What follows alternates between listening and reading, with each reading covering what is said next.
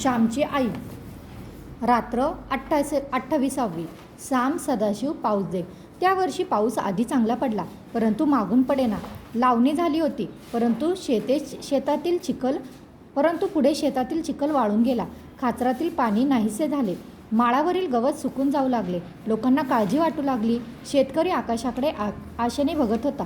कोठे काळा डाग दिसतो का पाहत होता. पाऊस हा आधार आहे. पावसामुळे जग चालले आहे. पाऊस नाही तर काही नाही. जीवनाला पाणी पाहिजे. पाण्याला शब्दच मुळी जीवन हा आम्ही योजला आहे. मला संस्कृत भाषेत कधीकधी फार मोठेपणा वाटतो. पृथ्वीला, पाण्याला वगैरे जे शब्द आहेत त्यात केवढे काव्य आहे. पृथ्वीला क्षमा हा शब्द ज्याने योजला तो केवढा थोर कवी असेल.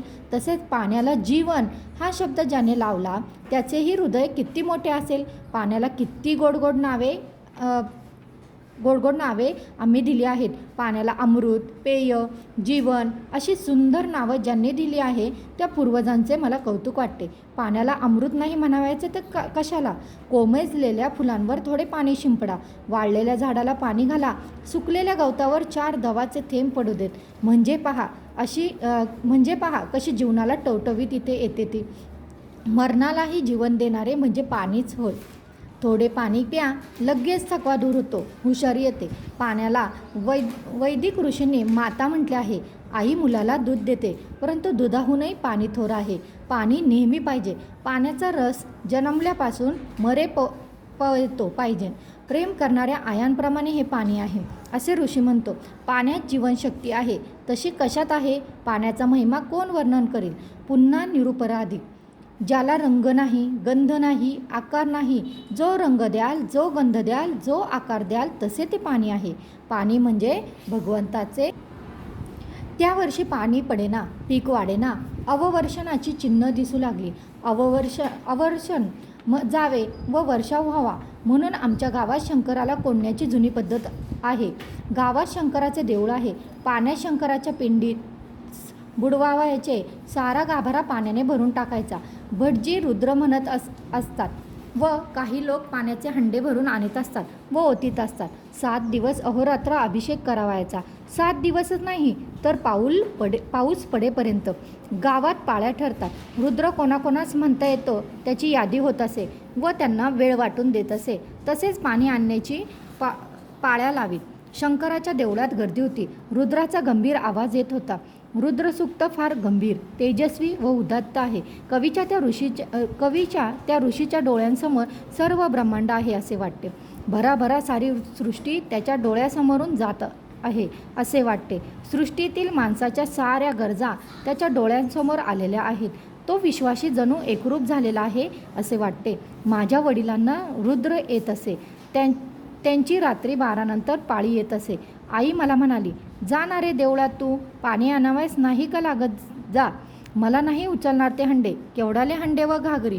मी म्हटले, अरे आपली लहान कळशी घेऊन जा, नाहीतर तांब्या नेलास तरी चालेल. विहिरीतून एक तांब्या बुडून आणावा व देवावर ओतावा. गणपतीच्या विहिरीत उतरावयाचेही सोपे आहे. सरळ पायठाणे आहेत. जा, तो तांब्या घेऊन जा. आई म्हणाली, एवढासा तांब्या गो काय घेऊन जायचे? तू म्हणशील की झारी नाही तर पंचपात्रीच घेऊन जा. लोक हसतील तिथे. मी नाखुशीने म्हटले, श्याम, कोणी हसणार नाही. उलट तू मोठी घागर उचलू लागलास तर मात्र लोक हसतील. आपल्या शक्तीबाहेर काम करू पाहणे तेही वाईट, परंतु आपल्याला जेवढे करता येईल तेही न करणे व आळशासारखे बसणे तेही वाईट. या साऱ्या गावाचे काम आहे. तुला रुद्र म्हणता येत नाही तर नुसते पाणी घाल. या कामात तुझा भाग तू उचल. प्रत्येकाने हातभार लावला पाहिजे. कामचुकारपणा वाईट. गोवर्धन पर्वत कृष्णाने उचलला तर सगळ्या गोपाळांनी आपापल्या काठ्या लावल्या होत्या. या साऱ्यांची शक्ती सारखी का होती? तू उगीच वाचतोच मात्र. असले नुसते वाचून काय करायचे? सारी अक्कल शेणात जायची. त्या रामाच्या सेतूच्या वेळेचेही नाही का गोष्ट? मारुती, सुग्रीव, अंगद सारे मोठमोठे वानर पर्वत आणत होते, परंतु ती लहानशी खार. तिला वाटले आपणही रामाच्या सेतूस मदत करावी. हा सेतू बांधणे पवित्र आहे. रावणाला दूर करणे हे सगळ्या जगाच्या हितासाठी होते. यामुळे साऱ्या जगाने त्या कामात भाग घेणे योग्य होते. ती लहानशी खारकुंडी वाळूत लोळे व वाळूचे कण जे तिच्या अंगाला चिटकत, तिच्या केसात अडकत ते सेतूजवळ आणून ती टाकी. तिथे जाऊन ती अंग झाडी व ते कण पडत. तिला शक्ती होती त्याप्रमाणे ती काम करीत होती. तुला हंडा उचलत नसेल तर कळशी घे, कळशीने दमलास तर तांबे आण, त्यानेही दमलास तर फुलपात्रेने. जा श्याम, किती रे सांगायचे, आई मला समजावून सांगत होती. शेवटी मी उठलो. लहानशी कळशी घेऊन देवळात गेलो. कितीतरी मुले पाणी नेत होती. शंकराला कोंडीत होती, पाण्यात बुडवीत होती. देवळात मंत्र चालले होते, पाणी ओतले जात होते. गंभीर देखावा होता. माझ्याहून लहान मुले तांब्या भरून पाणी नेत होती. मी त्यांच्यात मिसळलो. मला प्रथम लाज वाटत होती. एक भटजी मला म्हणाले, श्याम आज आलास वाटते, तू इंग्रजी शिकतोस म्हणून लाज वाटत होती वाटते. मी काही बोललो नाही. लहान मुले पाणी आणताना मंत्र म्हणत होते. वेदातील मंत्र नव्हते, संस्कृत नव्हते, त्यांचे मंत्र मराठीत होते.